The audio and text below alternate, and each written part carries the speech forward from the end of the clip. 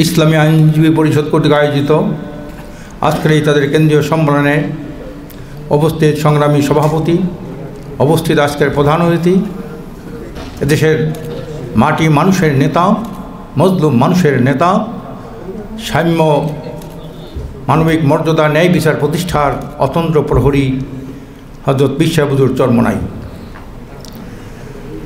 আজকের এখানে বিজ্ঞ আইনজীবীদের সম্মেলন। আমরা ইসলামী আন্দোলন বাংলাদেশ একটা আইনজীবী শাখা করেছি, ইসলামী আইনজীবী পরিষদ। আমাদের এই শাখার মধ্যে ইসলাম আছে।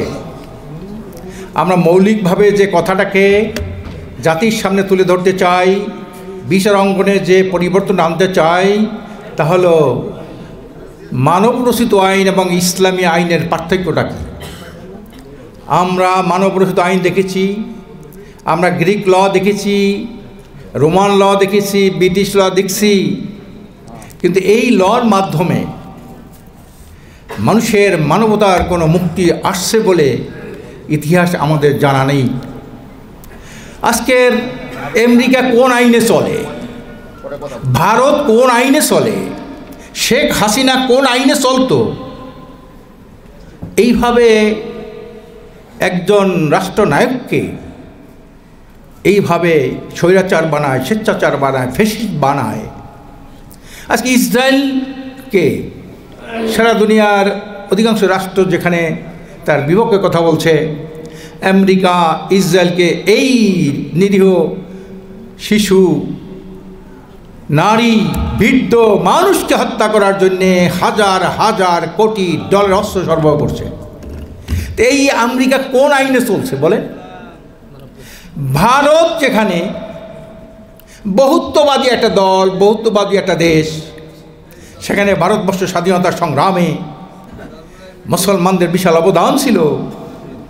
আজকে সেখানে মুসলমানদের উপর যে নির্যাতন, যে নিপীড়ন, মসজিদ ভাঙ্গা, মাদ্রাসা বন্ধ করা, আজান অনেক ক্ষেত্রে বন্ধ করা, এই যে ভারত কোন আইনে চলে, এই ফ্যাসিস্ট কোন আইনে চলে? ভারতের নেতারা, রাহুল গান্ধীর মতো নেতারা বলছেন এরা তো মোদি তো হিন্দু না, মোদি বিজেপি হিন্দু নেই হয়, হিন্দু না, হিন্দু আইনে বা হিন্দু সনাতন ধর্মে এভাবে কোনো হিংসা নাই। কোন আইনে চলে? হাসিনা এভাবে হইল কিভাবে? স্বাধীনতার প্রথম ঘোষণাই তো ছিল সাম্য, ন্যায় বিচার, মানবিক মর্যাদা। এটা কোনোদিন হয়েছে? 53 বছরের মধ্যে কেউ বলতে পারবে কোন সরকারের আমলে এই তিনটা জিনিস বাস্তবায়ন হয়েছে? হয় নাই। দুঃখজনক, দুঃখজনক। কেন এর পিছনে আমরা ঘুরি? কারণটা কি?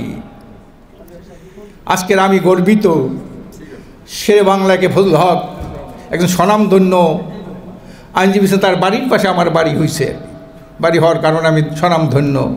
তার ইতিহাস শুনি, তার ইতিহাস জানি, কীভাবে সে ওকালতি করতেন, কী তার অবদান ছিল। আজকের আইনজীবীগণ, সরকার যখন কোনো আইনের বিরুদ্ধে কাজ করে, বিচারের বিরুদ্ধে কাজ করে, তখন এই আইনজীবীগণ তার বিরুদ্ধে রুখে দাঁড়ানো উচিত। কিন্তু অনেক আইনজীবী এই স্বৈরাচারের পক্ষ অবলম্বন করে সামান্য কিছু সুবিধার জন্যে। এটাকে আমরা ঘৃণা করি, এইটা করা উচিত না। আজকে মনে করেন এখন এই সরকার, হাসিনা সরকার যতগুলো বিচারের রায় দিয়েছিল, এই সরকার সব আইন বাতিল, সব বিচার বাতিল, খালাস।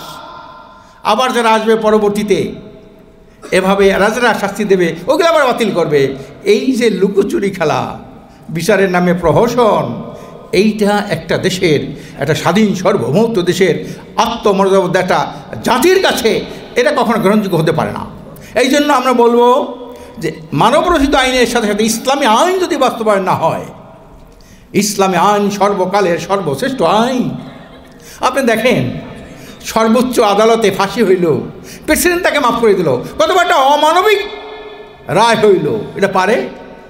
একটা বাচ্চা ছেলের বাপ মারা গেল, খুন হয়ে গেল, রাজনৈতিক কারণে প্রেসিডেন্ট তারা মাফ করে দিল।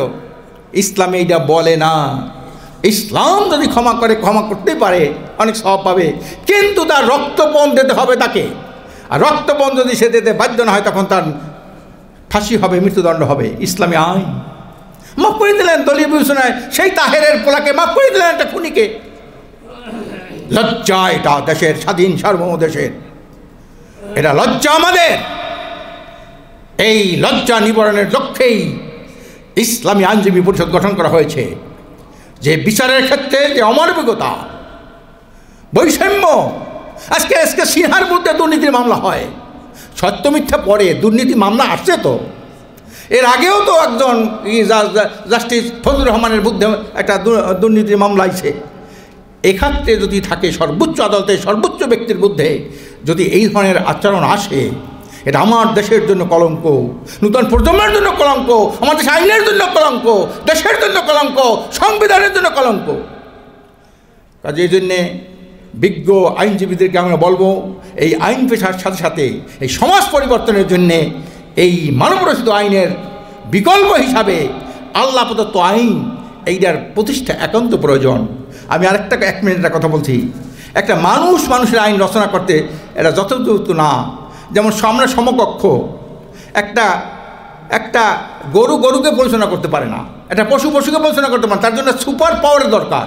একটা গরুকে পরিচালনা করতে হলে একটা মানুষ দরকার। এই মানুষকে পরিচালনা করতে হলে তার সর্বোচ্চ যে পাওয়ার, সুপ্রিম পাওয়ার, আল্লাহর আইন দরকার। প্রিয় ভাইরা আমার, বিজ্ঞ আইনজীবীগণ, আপনাদের দাওয়াত থাকলো, আপনাদের সুবিবেচনার জন্য ছেড়ে দিলাম যে মানুষের কল্যাণের জন্যে, সাম্য, ন্যায় বিচার, মানবিক মর্যাদা প্রতিষ্ঠার জন্যে ইসলামী আইনের কোনো বিকল্প নাই। আমরা আশা করি আপনারা এই ব্যাপারে পদক্ষেপ নেবেন, এ ব্যাপারে গুরুত্ব দেবেন। আমরা এই আহ্বান জানিয়ে আমি বক্তব্য শেষ করছি। ওমা তৌফিকি ইল্লা বিল্লাহ।